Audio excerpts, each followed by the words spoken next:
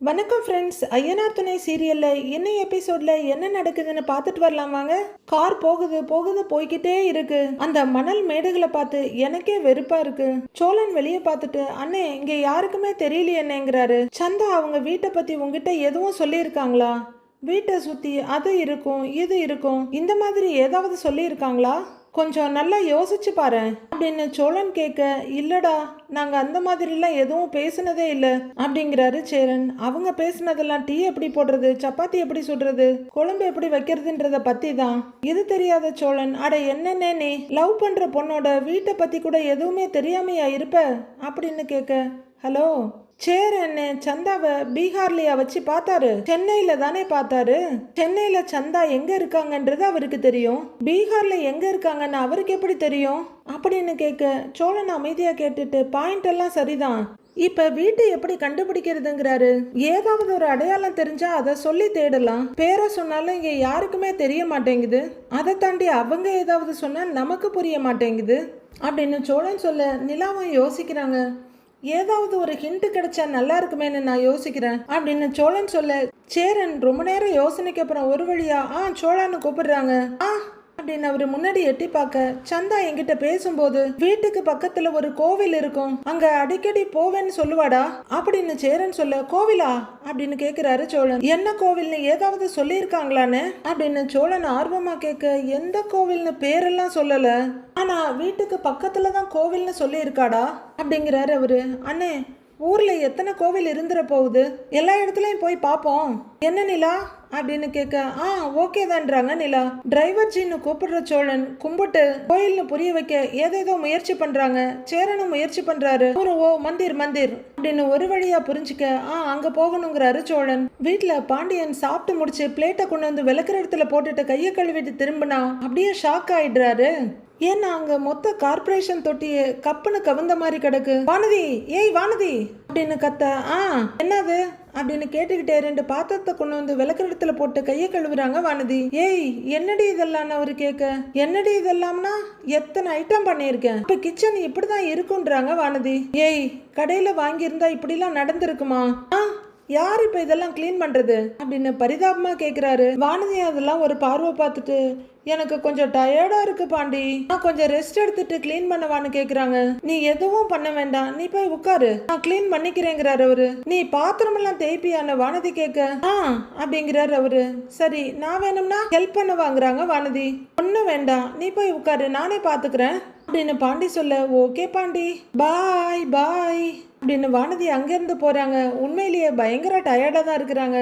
மத்தியானம் 12 மணில இருந்து 4 மணி வரல கிச்சன்ல நின்று இருக்காங்கல்ல, அவங்க நேரா நிலாவோட ரூமுக்கு போறாங்க. பெட்ல உட்கார்றவங்க அப்படியே படுத்துடுறாங்க. இங்க பாண்டி தோல்ல கிடக்கிற துண்டை எடுத்து முகத்தை தொடச்சுக்கிட்டு வேலையை ஆரம்பிக்கிறாரு. அவரு பரபரன்னு விளக்குமாறு எடுத்து கூட்டிக்கிட்டு இருக்க, சில டப்பிங்களோட மூடியும் கீழே கிடக்குது, அதெல்லாம் எடுத்து வச்சுட்டு கூட்டிட்டு இருக்காரு.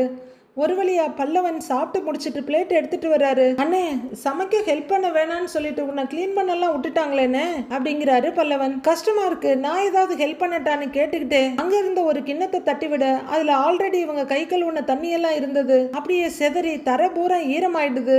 கிண்ணமும் கீழே விழுந்து கிடக்கு. நொந்து போய் பல்லவனை பாக்குற பாண்டி, நீ எதுவும் பண்ண வேண்டாம் கிளம்பு போ அப்படின்னு சொல்ல, அவரு பரபரன்னு அங்கிருந்து ஓடி போயிடுறாரு.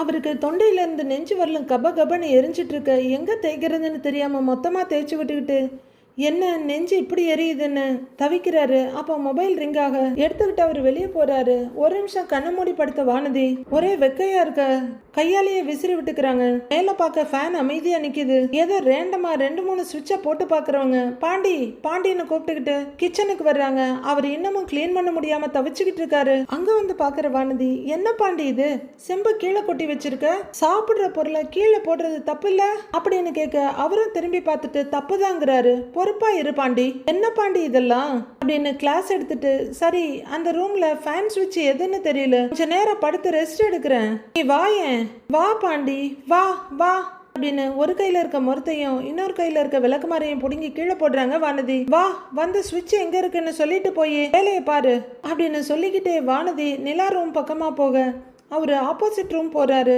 பாண்டி என்ன அந்த ரூம் இல்ல இந்த ரூம் அப்படின்னு சொல்ல, பாண்டி திரும்பி வந்து, ஏய் அது அவங்க ரூமுங்கிறாரு. அங்கெல்லாம் வேண்டாம், நீ இந்த ரூமை யூஸ் பண்ணிக்கோன்றாரு அவரு. ஏன் அவங்க ரூம்ல நான் படுத்தா என்ன? அந்த ரூம் மட்டும்தான் கிளீனா இருக்கு, நான் அங்கதான் படுப்பேன், நீ வந்து ஃபேன் ஆன் பண்ணு வா வா அப்படின்னு அவரோட கையை பிடிச்சி இழுத்துட்டு போறாங்க. ஏய் வானதி வேண்டாம் விடு, அங்க போனி அப்படிங்கிறாரு.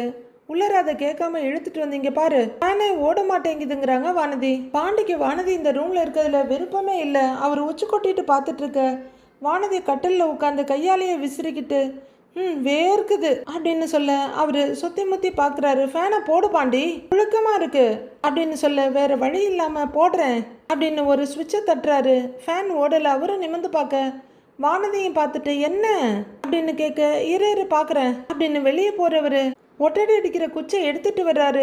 வானதி புழுக்கம் தாங்காம கஷ்டப்படுறாங்க. அந்த குச்சை வச்சு அவர் ஃபேனை சுத்தி விட ஃபேன் சுத்த ஆரம்பிக்குது. இது நல்ல ஐடியாவா இருக்கே, ஃபேன் சுத்த கரண்ட் வேண்டியது இல்ல, ஒரு கம்பு இருந்தா போதுமாட்டிருக்கே. சரி பாண்டி நீ போகும்போது கதவை சாத்திட்டு போயிடு, ரொம்ப டயர்டா இருக்கு நான் தூங்குறேன். கிச்சன்ல எல்லாத்தையும் கழுவி வச்சுடு, எனக்கு சுத்தமா தான் இருந்தாதான் பிடிக்கும், சொல்லிட்டேன் பாத்துக்க ஓ அப்படிங்கிற வானதி நீட்டி படுத்துட செவுத்தலுக்கு முட்டிக்காத குறையா பாண்டி அங்கேருந்து போறாரு. இவங்க கார் இன்னும் போய்கிட்டே இருக்குது. நொந்து போய் உட்கார்ந்துருக்காங்க. நெத்திய பிடிச்சிக்கிட்டு அண்ணாந்து பாக்குறவரு மறுபடியும் குனிஞ்சு அண்ணே நீ சொன்ன மாதிரி இந்த ஊர்ல பாதி கோவிலுக்கு போயாச்சு, அங்க சுத்தி இருக்கிற வீடுகள்லயும் அனீஷ் சந்தாவை பத்தி கேட்டாச்சு, யாருக்குமே எதுவுமே தெரியல. எனக்கு தெரிஞ்ச அனீஷ்க்கு இந்த ஊர்ல வேற பேர் இருக்குமோன்னு தோணுது, சென்னை வந்ததுக்கு அப்புறம் அனீஷ்னு மாத்திக்கிட்டாரோன்னு தோணுது அப்படின்னு சோழன் சொல்ல அனீஷுங்கிற பேரு அவங்க ஊர் பேர் தானே அப்படின்னு நிலா சொல்றாங்க. அப்படியான சோழன் சந்தேகமா கேட்க ஆமா சோழன் அப்படின்றாங்க நிலா. ஆனா யாருக்குமே தெரியலையேங்க அப்படின்னு அவர் சொல்ல நிலாவும் யோசனையா பார்த்துட்டு இருக்காங்க. ஒருவேளை அவங்க துப்பாக்கியெல்லாம் நீட்டுறதை வச்சு பார்க்குறப்போ அவங்க யாருக்குமே தெரியாத ஆளுங்கன்னு நினைக்கிறேன் அப்படின்னு சோழன் சொல்ல எல்லாருமே அமைதியா இருக்காங்க. மொபைல பாக்குற சேரன் டே நேரம் வேற ஆயிடுச்சுடா, இன்னும் கொஞ்ச நேரத்துல இருட்டிட போகுதுடா, நிலா வேற கூட இருக்கு, முதல்ல நாம இருக்கிறதுக்கு ஒரு பாதுகாப்பான இடம் வேணும்டா, தெரியாத ஊர் வேற, தேடுற வேலையை விட்டுட்டு முதல்ல எங்க தங்கறதுங்கிறத பத்தி யோசிக்கலாம்டா அப்படின்னு சேரன் சொல்ல அதுவும் கரெக்டு தானே, டைம் வேற ஆகி போச்சு, ராத்திரி நேரத்துல இங்க சுத்திட்டு இருக்கிறது ரிஸ்க் தான், இருனே இங்க பக்கத்துல ஏதாவது ஹோட்டல் இருக்கான்னு நெட்டுல பாக்குறேன், நாம அங்கேயே தங்கிட்டு காலையில ஃப்ரெஷ்ஷா கிளம்பி போய் பாத்துக்கலாம் அப்படின்னு சோழன் சொல்ல சரி பாருங்க சேரன், என்ன பண்ணாலும் சரி ஓகேன்ற மாதிரி நிலா உட்கார்ந்து இருக்காங்க. சோழன் நெட்ல தேடி பார்த்துட்டு நிலா இது ஓகேவா பாருன்னு காட்டுறாரு. நிலாவும் பார்த்துட்டு ஓகே தான்றாங்க. அண்ணே இங்க இருந்து ஒரு 4 கிலோமீட்டர்ல ஒரு ஹோட்டல் இருக்கு, ரேட்டிங் நல்லா தான் கொடுத்துருக்காங்க, பாக்குறதுக்கும் நல்லா இருக்கு, இன்னைக்கு ராத்திரிக்கு மட்டும் அங்க தங்கிடுவோம்னு, நாளைக்கு என்ன பண்றதுன்னு நாம அப்புறமா யோசிக்கலாங்கிறாரு சோழன். ஆமாண்டா அதான் கரெக்ட்னு மண்டையாட்டுறாரு சேரன். தெரியாத ஊர்ல நம்ம இதுக்கு மேல சுத்தவும் முடியாது, ஹோட்டல்லயே போய் தங்கிடலாம் அப்படின்னு சேரன் சொல்ல சரினேங்கிறாரு சோழன். அப்புறம் அந்த ஹோட்டல் எங்க இருக்குன்னு இவர்கிட்ட சொல்லுங்கிறாரு சேரன். பையா அப்படிங்கிறது மட்டும்தான் நமக்கு கேக்குது, அதுக்கப்புறம் சோழன் சொல்றதெல்லாம் டிரைவருக்கு மட்டும்தான் கேக்குது. 3 பேருமே கொஞ்சம் இல்ல ரொம்பவே கவலையோடு தான் பார்த்துட்டு இருக்காங்க. கார் போய்கிட்டே இருக்க அதே மணல் மேடுகள் இப்ப கொஞ்சம் மாறி கல் மேடுகளா இருக்கு. அண்ணே சந்தாவை பத்தி எந்த தகவலும் தெரியலன்னு நீ கவலைப்படாதன்னு, நாம இன்னும் 2 ஊர் போக வேண்டி இருக்குன்னு கண்டிப்பா கண்டுபிடிச்சிடலாங்கிறாரு சோழன். சேரன் ரொம்பவே வருத்தமா நம்பிக்கை இல்லாம இருந்தாலும் சரின்னு தலையாடுறாரு. ஏய் சோழா நீ சொன்ன ஹோட்டல் நல்ல ஹோட்டல் தானேடா, பொண்ணுங்கெல்லாம் தங்குற மாதிரி இருக்கும்ல அப்படின்னு கேட்க அண்ணே நல்ல ஹோட்டல் தானே, தங்கினவங்க எல்லாம் நல்ல ஹோட்டல் தானே ரிவ்யூ போட்டிருக்காங்க, பார்க்க கொஞ்சம் பழைய ஹோட்டல் மாதிரி தான் இருக்கு, ஆனா ஃபேமிலி எல்லாம் தங்கலான்னு தான் போட்டிருக்குது, அதான் ஹோட்டல் பேர்லயே ஃபேமிலின்னு போட்டிருக்கே அப்படின்னு சோழன் சொல்ல சேரன் அரை மனசா சரின்னு தலையாட்டுறாரு. நிலா ரொம்பவே கவலையோட உட்கார்ந்துருக்காங்க. ஒரே காடு மலை கல்லு குவியல்னு காட்டினதும் அடுத்ததா பளிர்னு வண்ண விளக்குகள் ஒளிர்ற ஒரு ரோட்டை காட்டினதும் நம்மளுக்கே பரவசமாயிடுது. ஆனா அது என்னன்னு பார்த்தா கடைசியில நம்ம சென்னை தான். ஐயனார் வீட்டை காமிக்கிறாங்க. அண்ணே அப்படின்னு பல்லவன் கூப்பிட என்னடான்னு கூப்பிட்டுக்கிட்டே பாண்டி வெளியே வர்றாரு. பசிக்குதுன்னு அப்படின்னு அவர் சொல்ல பரோட்டா வாங்கிட்டு வருவான்னு கேக்குறாரு பாண்டி. சரி அப்படியே கூட 65 வாங்கிக்கலாமா, மதியத்துல இருந்து ஒழுங்காவே சாப்பிடலன்னாங்கிறாரு பல்லவன். சரி வாங்கிட்டு வரேன், மதியம் அவ செஞ்ச சிக்கன் பிரியாணி குழம்பு எல்லாம் பாக்கி இருக்கேடா, அது என்ன பண்றதுங்கிறாரு பாண்டி. சாப்பிடலான்னு வேற சொல்றியானே அப்படின்னு பல்லவன் கேட்க சாப்பிடணும்னு சொல்லல என்ன பண்ணலான்னு கேக்குறேங்கிறாரு அவரு. அத நல்லா இறுக்கி கட்டி குப்பையில போட்டுடலாம், யாருக்காவது கொடுக்கணும்னு கூட நினைச்சிடாத அப்படின்னு பல்லவன் சொல்ல சரி உட்காந்துரு நான் போய் பரோட்டா வாங்கிட்டு வந்துடுறேன்றாரு அவரு. அப்படியே 65 அப்படின்னு அவரு சிரிச்சுட்டே சொல்ல சரி வாங்கிட்டு வந்துடுறேங்கிறாரு பாண்டி. சரின்னு ஒரேட்டு போறவரு பர்ஸ் எடுக்கணும் அப்படின்னு மறுபடியும் ரூம்குள்ள போறாரு. அப்போ வானதி மறுபடியும் அங்க வர்றாங்க. கையில பர்ஸோட வர்ற வானதி வெளியே உட்கார்ந்துருக்க நடேசனை பார்த்து அங்கிள் நல்லா இருக்கீங்களான்னு கேக்குறாங்க. என்னம்மா காலையில தானே என்ன பார்த்துட்டு போன, அதுக்குள்ள வந்து என்ன நல்லா இருக்கீங்களான்னு கேக்குற? ஆமா, ராத்திரியில இப்படி வீட்டுக்கு வந்துடுறியே, உங்க அம்மா அப்பா எல்லாம் ஒன்னும் கேட்க மாட்டாங்களா உன்னைய அப்படின்னு நடேசன் கேட்பாங்க தான். அதுக்காக அம்மா வீடே கதின்னு இருக்க முடியுமா? புகுந்த வீட்டையும் கவனிக்கணும்ல அப்படின்னு வானதி சொல்ல, உனக்கு வயசு என்ன ஆகுதுங்கிறாரு நடேசன். 22 அப்படின்னு வானதி சொல்ல, 22 வயசு பொண்ணு மாதிரியா நீ பேசுற, நல்ல கிழவி மாதிரி பேசுற அப்படின்னு நடேசன் சொல்ல, போங்க அங்கிள் அப்படின்னு சொல்லிக்கிட்டே வானதி உள்ளர போறாங்க. நான் எங்க போறது, நமக்குன்னு இருக்கிறது இந்த ரேடியா இந்த கட்டிலு அப்படின்னு அவரு புலம்பிக்கிட்டு இருக்க வானதி உள்ளர வந்துடுறாங்க. பாண்டி பர்ஸ் எடுத்துட்டு வெளியே வர்றவரு கையில தூக்குவாளியோட வந்து நிக்கிற வானதியை பார்த்து அப்பட்டமா அதிர்ந்து போறாரு. பல்லவன் பயந்தே போறாரு. வானதி அப்படின்னு பாண்டி கூப்பிட, என்னை எதிர்பார்க்கல தானே நீ அப்படின்னு வானதி கேட்க, ஆமா நீ என்ன இந்த நேரத்துல அப்படின்னு ரொம்ப பயந்த குரல்ல கேக்குறாரு. பல்லவன் அப்பட்டமான பயத்தோட அவங்க கையில இருக்க தூக்குவாளியை பாக்குறாரு. உடனே வானதியும், மதியம் மட்டும் சமைச்சிட்டு உங்களை நைட்டு பட்டியும் போட முடியுமா என்ன, அதான் வந்தேங்கிறாங்க வானதி. ஐயோ, ராத்திரி பரோட்டா சாப்பிடலான்னு முடிவு பண்ணிட்டோம், வாங்குறதுக்கு தான் வெளியே கிளம்பிட்டு இருக்கேன்றாரு பாண்டி. பரோட்டாவா, எதுக்கு பரோட்டா?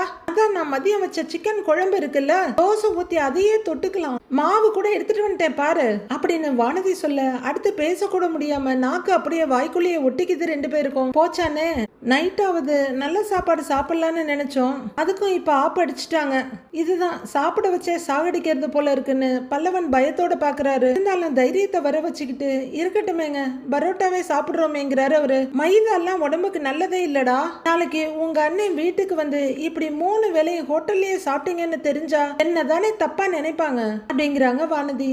இதுல அண்ணன் தப்பா நினைக்கிறதுக்கு என்ன இருக்கு வானதி அப்படின்னு பாண்டி தயக்கத்தோட கேக்குறாரு. பின்ன நான் ஒருத்தி இப்படி இருக்கும்போது நீங்கெல்லாம் ஹோட்டல்ல சாப்பிட்டா உங்க அண்ணன் என்னதானே கேள்வி கேட்பாரு அப்படின்னு வானதி சொல்ல, அண்ணன் அப்படிலாம் கேட்காது வானதி, நீயா ஏதாவது கற்பனை பண்ணாதங்கிறாரு பாண்டி. அவங்க கேக்குறாங்க, கேட்கல, நான் எப்படி உங்களை அப்படியே விட முடியும், எனக்கும் என் குடும்பத்து மேல அக்கறை இருக்காதா அப்படின்னு வானதி கேட்க, உங்க அக்கறையை இதுலதான் காட்டணுமா, மதியமே அந்த குழம்பு ரொம்ப காரமா இருந்துச்சு, மறுபடியும் எப்படி அதையே சாப்பிட முடியும் அப்படின்னு பரிதாபமா கேட்டுட்டு பாண்டிய பாக்குறாரு பல்லவன். நீ இப்படி சொல்லுவேன்னு எனக்கு தெரியும், குழம்புல தேங்காய் அரைச்சு விட்டா காரம் சரியா போயிடுமா, நான் இன்டர்நெட்ல பாத்துட்டு தான் தேங்காய் எடுத்துட்டு வந்திருக்கேன் பாரு, தேங்காவை அரைச்சு விட்டு காரத்தை சரி பண்ணிடுறேன், அப்புறம் தோசை ஊத்தி சாப்பிட்டோன்னு வையே ஜம்முன்னு இருக்கும் அப்படின்னு வானதி அவங்களாவே சொல்லி அவங்களாவே முடிவு பண்ணிட்டு கிச்சனுக்கு போறாங்க. இருன்னு சொல்லிக்கிட்டு பல்லவன் வாழ்க்கையை வெறுத்து போய் உட்கார்ந்துருக்க பாண்டி மெதுவா திரும்பி, சாரிடா பல்லவா அப்படின்னு மறுபடியும் பர்ச வைக்க உள்ளர போறாரு. பல்லவன் நொந்து அப்படியே சாஞ்சிடுறாரு. வானதி கிச்சன்ல வந்து பாத்திரத்தை உருட்டிக்கிட்டு இருக்க பாண்டி ஹெல்ப்புக்கு வந்து நிக்கிறாரு. வானதி ஒரு பாத்திரத்தை எடுத்து அதுல அவங்க கொண்டு வந்த தூக்குவாளியில இருந்த மாவை ஊத்திட்டு இருக்க, கடையில வாங்கின மாவா இதுன்னு கேக்குறாரு அவரு. இல்ல, வீட்டு மாவு, அம்மாவுக்கு தெரியாம எடுத்துட்டு வந்தேன் அப்படிங்கிற வானதி ஒரு கவரை கொடுத்து, இந்தா பாண்டி இந்த தேங்காயை உடைச்சு கூடன்னு சொல்றாங்க. சூப்பர் அம்மா, சூப்பர் மக, சூப்பர் குடும்பங்க, அவ்வளோ பெரிய தூக்குவாளியா அம்மாவுக்கு தெரியாம எடுத்துட்டு வந்திருக்காங்க, பலே கில்லாடி தான் வானதி. அவரு தேங்காயை உடைச்சு திருவிக்கிட்டு இருக்க இவங்க தோசைக்கல்ல வச்சு தோசை ஊத்துறாங்க. இந்த பக்கம் மத்தியானம் வச்ச சிக்கன் குழம்பு வடசட்டியில இருக்கு. வானதி தோசையெல்லாம் அருமையா தான் ஊத்துனாங்க. ஓகே பரவாயில்லன்னு நாம நினைச்சிட்டு இருக்க, தோசை திருப்பி எடுத்து இப்படி இப்படின்னு சுரண்டி பார்த்துட்டு, என்ன பாண்டி தோசையே வரமாட்டேங்குதுங்கிறாங்க. வெங்காயம் தேய்ச்சியான்னு அவரு கேட்க, இல்லையேங்கிறாங்க. சரி இப்படி வா அப்படின்னு பாண்டி சொல்ல தயக்கத்தோட விட்டுட்டு அந்த பக்கம் நகர்றாங்க வானதி. அவரும் சுரண்டி பார்த்துட்டு முடியலன்னு அப்படியே தண்ணியில கொண்டு போய் எல்லாம் தள்ளி விட்டுட்டு வெங்காயத்தை தேய்ச்சி தோசையை ஊத்துறாரு. இந்த பக்கம் வானதி தேங்காயை அரைச்சி சிக்கன் குழம்புல ஊத்துறாங்க. பாண்டி ஊத்திருக்க தோசையை பார்த்துட்டு சந்தோஷமா சிரிக்கிற வானதி அவரோட முகத்தையும் பெருமையா பார்த்துட்டு, சூப்பரா தோசை ஊத்துற பாண்டிங்கிறாங்க. அவரு ஒன்னும் சொல்ல முடியாம ஒரு சமாளிப்பு சிரிப்பு சிரிச்சுட்டு வேலையை பார்த்துட்டு இருக்க, நீ இத தட்டுல போடு, நான் போய் பல்லவனுக்கு கொடுத்துட்டு வந்துடுறேன் அப்படின்னு வானதி சொல்ல, அவரும் தோசையை திருப்பி போட்டு 2ஆ மடிச்சு தட்டுல வைக்கிறாரு. செவப்பா இருந்த சிக்கன் குழம்பு இப்ப வெள்ளையா மாறிடுது. அதுல கொஞ்சத்தை தோசை பக்கத்துல ஊத்தி வானதி எடுத்துட்டு போறாங்க. பல்லவா, இந்தா பல்லவா சாப்பிட்டுட்டு சொல்லு, இந்தா தண்ணி அப்படின்னு தலையில கை வச்சுட்டு உட்கார்ந்து இருந்த பல்லவன் கிட்ட கொண்டு போய் தட்டை நீட்ட அவரு தட்டையும் செம்பையும் வாங்கிக்கிறாரு. வானதி அங்கேயே நின்னுட்டு இருக்க, நீங்க போங்க நான் சாப்பிட்டுக்கிறேங்கிறாரு அவரு. சாப்பிடு அப்படின்னு வானதி சொல்ல வேற வழி இல்லாம சுத்தி முத்தி பார்த்துட்டு ஒரு வாயை பிட்டு வாயில வைக்கிறாரு பல்லவன். அவர் முகம் அப்படியே உறைஞ்சு போயிட, காரம் சரியாயிருச்சு இல்லன்னு வானதி கேட்க, அப்படின்னு தலையை ஆட்டுறாங்க. எனக்கு தெரியாதா, நான் தான் சொன்னேனே அப்படின்னு வானதி அங்க இருந்து போக, ஒரு லாரி தேங்காய் அரைச்சு ஊத்தினாலும் காரம் போகாது, குப்பையில போட வேண்டியதை தூக்கி வாயில போட வைக்கிறாங்க அப்படின்னு நொந்து போய் சாப்பிடுறாரு அவரு. கிச்சனுக்கு வந்து என்ன பாண்டி தோசை சுட்டுட்டியான்றாங்க. சுட்டுட்டு இருக்கேன் அப்படின்னு பாண்டி சொல்ல, பொறுமையா சாப்பிட பல்லவா, அடுத்த தோசை எடுத்துட்டு வரேன் அப்படின்னு வானதி சொல்ல, அதை விட சத்தமா ஐயோ எனக்கு இந்த ஒரு தோசை போதும்னு கத்துறாரு பல்லவன். வானதி அதிர்ச்சியோட பார்த்துட்டு என்ன ஒன்னே போதுங்கிறான் அப்படிங்கிற வானதி அவங்களாவே ஒரு முடிவுக்கு வந்து, ஓ ஒருவேளை சாயந்தரம் பசிச்சதுன்னு மிச்சம் இந்த பிரியாணியை சாப்பிட்டானோ அப்படின்னு கேட்க, பாண்டிக்கு ஆஹா சமாளிக்க ஒரு வழி கிடைச்சிருச்சுன்னு நினைக்கிறவரு. ஆமா ஆமா ஆமா அததான் சாப்பிட்டான் அப்படின்னு ஒத்துக்கிறாரு. அதான் பசி இல்லைன்னு வானதியும் சொல்லிட்டு இருக்காங்க. இந்தா நீ சாப்பிட்றியான்னு அவரு கொடுக்க, நீ என்ன சாப்பிடலையே, நான் எப்படி சாப்பிடுறதுன்றாங்க வானதி. நான் அப்புறம் சாப்பிட்டுக்கிறேன், நீ சாப்பிடு அப்படின்னு பாண்டி தட்டுல போட்டு கொடுக்க, வானதியும் பாண்டியையே பார்த்து சைட் அடிச்சுட்டு இருக்காங்க. அவரு தோசையை தட்டுல போட குழம்ப ஊத்திக்கிட்டு அங்கேயே நின்று சாப்பிடுறாங்க. ஒரு வாய் எடுத்து பாண்டிக்கு ஊட்டி விட வர்றாங்க. இல்ல பரவாயில்ல நீ சாப்பிடுன்னு அவரு சொல்ல, இல்ல ஆகாமின்னு ஊட்டி விட்டுடுறாங்க. பாண்டியும் பயத்தெல்லாம் ஓரம் கட்டிட்டு வேற வழி இல்லாம சாப்பிடுறாரு. இங்க பழைய காலத்து மண்டபம் மாதிரி இருக்க ஒரு ஹோட்டல் முன்னாடி கொண்டு வந்து டிரைவர் காரை நிறுத்த 3 பேரும் இறங்குறாங்க.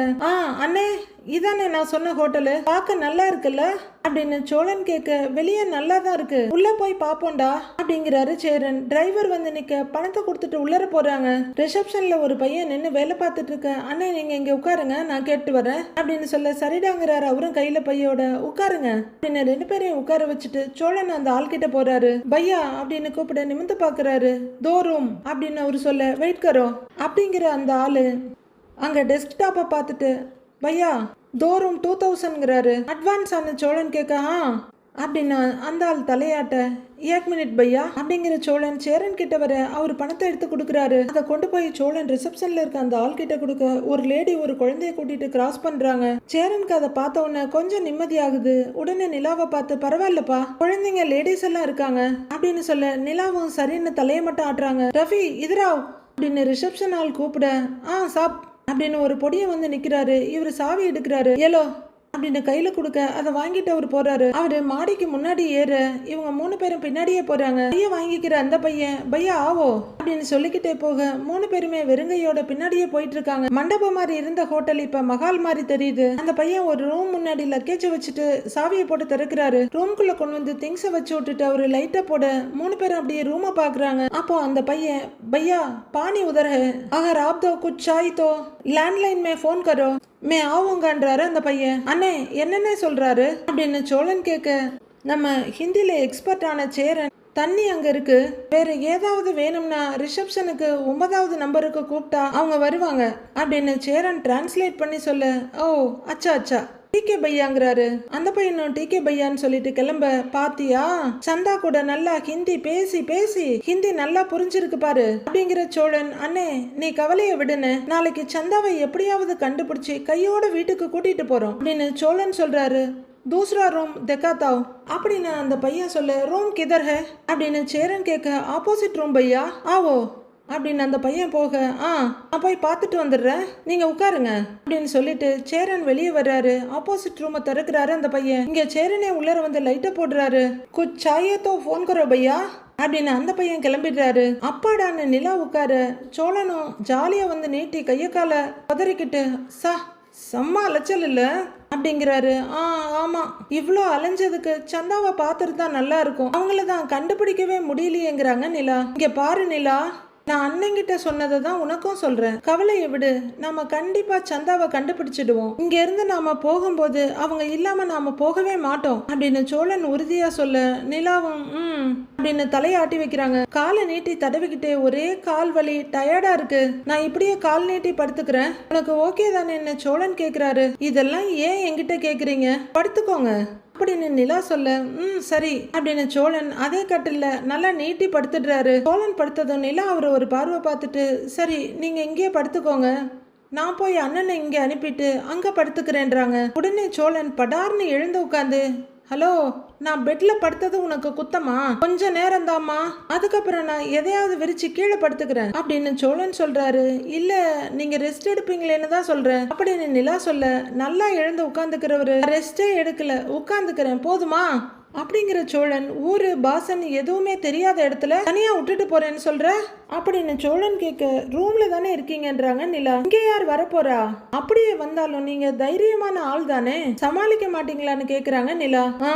நீ கூட இருக்கிறது தான் எனக்கு தைரியமே. நீ பாட்டுக்கு போறேங்கிற, நீ போனேன்னா உன் கூடவே சேர்ந்து என் தைரியமும் போயிடும், பரவாயில்லையா அப்படின்னு சோழன் கேட்க நிலா சிரிக்கிறாங்க. மறுபடியும் காலை நீவிக்கிட்டே, இன்னைக்கு நாம அவ்வளவு சுத்தி இருக்கோம், கால்லாம் வலிக்குது, உனக்கு வலிக்கலையா அப்படின்னு சோழன் கேட்க வலிக்குதுதான் அப்படின்னு நிலாவும் அவங்க காலை அழுத்தி வச்சுக்கிறாங்க. அவங்க அப்படியே ரூஃப் அது இதுன்னு பார்த்துட்டு இருக்க சோழன் அவங்களையே பார்த்துட்டு இருக்காரு. கொஞ்ச நேரம் கழிச்சு அவரு நிலான்னு மெதுவா கூப்பிட கரெக்டா அதே நேரத்துல டொடங்னு ஒரு சவுண்ட் வருது நிலாவோட மொபைலுக்கு. நிலா மொபைல் எடுத்து பார்த்துட்டு இருக்க, நான் சந்தோஷமா இருந்தா யாருக்கும் பிடிக்காதே அப்படின்னு முஷ்டி பிடிச்சி அவர் காலையே குத்திக்கிறாரு. நிலாவோட முகம் அப்படியே யோசனைக்கு மாறுது. அவங்க அந்த வாய்ஸ் நோட்டை பிளே பண்ண, ஹாய் நிலா, நெக்ஸ்ட் வீக் வெட்னஸ்டே உங்க டிவோர்ஸ் கேஸோட ஃபைனல் ஹியரிங் இருக்கு. காலையில 10 o'clock நீங்க கோர்ட்ல இருக்கணும். ஸோ 2 பேரும் டைமிங்க்கு வந்துருங்க. இதை ரிமைண்ட் பண்ணதான் உங்களுக்கு வாய்ஸ் நோட் போடுறேன் அப்படின்னு வக்கீலோட குரல் கேக்குதா உங்க மொபைல்ல. அவ்வளோதான், வாய்ஸ் நோட்டு முடிஞ்சுட உடனே சோழன், நம்ம சந்தோஷமா இருக்கோம்னு தெரிஞ்சாலே இவங்களுக்கெல்லாம் மூக்கில் வேர்த்துரும் போல இருக்கு. ஒரு வாய்ஸ் நோட்டை போட்டு நம்ம மூடையை காலி பண்ண பார்க்குறாங்க. ச்சே அப்படின்னு அவர் சலிச்சிட்டு இருக்க நிலா ஒரே குழப்பத்துல உட்கார்ந்துருக்காங்க. அடுத்த வாரம் கோர்ட்ல என்ன நடக்க போகுதுன்னு நமக்கு தெரியாதா? டிவோர்ஸ் பண்ண சம்மதமானு கேட்பாங்க. நம்ம 2 பேரும் டிவோர்ஸ் வேணான்னு சொல்லிட்டா இந்த கோர்ட்டு கேஸு எல்லாமே முடிஞ்சிடும். முதல்ல அதை பண்ணணும் நிலா. மாசம் மாசம் கோர்ட்டுக்கு போறத நினைச்சாலே பக்கு பக்குன்னு இருக்கு. டிவோர்ஸ் வேணாம், ஒரு மண்ணு வேணான்னு சொல்லிட்டோன்னு வையே, பிரச்சனையே முடிஞ்சதுன்னு சோழன் அவர் பாட்டுக்கு பேசிட்டு இருக்காரு. நிலா அப்படியே அமைதியா அம்முக்குழி மாதிரி உட்கார்ந்து இருக்காங்க. என்ன நான் சொல்றதுன்னு இவர் கேட்க நிலா வாயை துளி கூட அசைக்காம அப்படியே உட்கார்ந்து இருக்காங்க. இவர் பார்த்துட்டு தயங்கிக்கிட்டு, என்ன நான் சொல்றது கரெக்டு தானே நிலா அப்படின்னு கேட்க, சோழன் அப்படின்னு நிலா ஏதோ சொல்ல வர்றாங்க. ஒரு கிளிக்ன்ற சவுண்டோட கரண்ட் போயிடு. ஐயோ நிலா நிலா நிலா கரண்ட் போயிருச்சு நிலா அப்படின்னு அவங்க கையை கெட்டியா பிடிச்சிக்கிட்டு தலையை தோல்ல சாச்சிக்கிறாரு சோழன். சோழன் சோழன் அப்படின்னு அவங்க கூப்பிட்டு இருக்க, எனக்கு கரண்ட் போனாலே பயம் நிலா. ஐயோ நிலா ரொம்ப பயமா இருக்கு நிலா, எனக்கு இந்த மாதிரி கரண்ட் போனா ரொம்ப பயம் நிலான்னு கத்திக்கிட்டு அவங்கள கெட்டியா பிடிச்சிக்கிறாரு. சோழன் சோழன் விடுங்க சோழன் சோழன் சோழன்னு கூப்பிட்டு இருக்க, ஐயோ வேண்டாம் நிலா, எனக்கு ரொம்ப பயமா இருக்கு, ஐயோ ஐயோன்னு இருக்காரு அவரு. ஐயோ பயப்படாம இருங்க சோழன், இருங்க டார்ச் ஆன் பண்றேன் அப்படின்னு நிலா சொல்ல, விடமாட்டேன் விடமாட்டேன், எனக்கு ரொம்ப பயமா இருக்கு அப்படின்னு நிலாவை இழுத்து பிடிச்சிட்டு அவங்க தோல்லையும் அவங்க உடம்புலையும் மொத்தமா சாஞ்சிக்கிறாரு சோழன். ஐயோ இருங்க இருங்க சோழன் அப்படின்னு நிலா சொல்ல, நிலா ஐயோ ஐயோ பயமா இருக்கு நிலா, நிலா நிலா எனக்கு இருட்டுனா ரொம்ப பயம் அப்படின்னு அவரு கண்ணை இறுக்கி மூடிட்டு கதறிக்கிட்டு இருக்க இவங்க மொபைல்ல இருக்க டார்ச் ஆன் பண்ணிட்டு, இங்க பாருங்க பாருங்க சோழன் லைட் வந்துருச்சு பாருங்க, விடுறீங்களா அப்படின்னு கேட்க அவரு மொபைல்ல எரியற லைட்டை பார்த்துக்கிட்டே, லைட்டு வந்துருச்சா அப்படிங்கிறவரு, சாரி எனக்கு கொஞ்சம் இருட்டுன்னா பயம் அப்படின்னு சொல்லிக்கிட்டே பார்த்துக்கிட்டு இருக்க, தெரியுது அதான் லைட்டு வந்துருச்சுல்ல, என்னை விட்டு தள்ளி போங்கன்றாங்க நிலா. நிலா நகர்ந்துக்க சோழனும் கொஞ்சம் அப்படியே நிமிர்ந்து உட்கார்றாரு. மண்டே ப்ரோமோவில் ஒரு வழியா சந்தாவோட வீட்டை கண்டுபிடிச்சி சேரன் சோழன் நிலா 3 பேரும் வந்திருக்காங்க. சில பல பேச்சுவார்த்தைகளுக்கு அப்புறம் சோழன் எங்க அண்ணனை நம்பி உங்க பொண்ணை கல்யாணம் பண்ணி தருவீங்களான்னு சந்தாவோட அப்பா கிட்ட கேக்குறாரு. அவரு அப்ரப்டா முடியாதுங்கிறாரு. சந்தாவை கல்யாணம் பண்ணிக்க போறவருக்கு சொந்தமா மில்லு இருக்கு, சொந்தமா வீடு இருக்கு, என் பொண்ணை நல்லா வச்சு பாத்துக்குவாரு, உன் அண்ணன் கிட்ட எதுவுமே இல்லையே அப்படின்னு அவங்க அப்பா சொல்றாரு. எங்களுக்கு ஒரு 6 மாசம் டைம் கொடுங்க, 25 லட்சம் பணம் ரொக்கமாவும் 30 சவரன் நகையையும் எங்க அண்ணன் கொடுக்கும், அப்ப சந்தாவை எங்க அண்ணனுக்கு கல்யாணம் பண்ணி கொடுப்பீங்களா அப்படின்னு சோழன் கேட்க சந்தாவோட அப்பா சந்தாவோட அம்மாவை அப்படியே பாக்குறாரு. அவங்கள அப்படியே ஆன்னு எல்லாரையும் பாக்குறாங்க. அடுத்து என்ன நடக்க போகுதுன்னு மண்டே பார்க்கலாம் friends. Have a happy weekend. Thank you.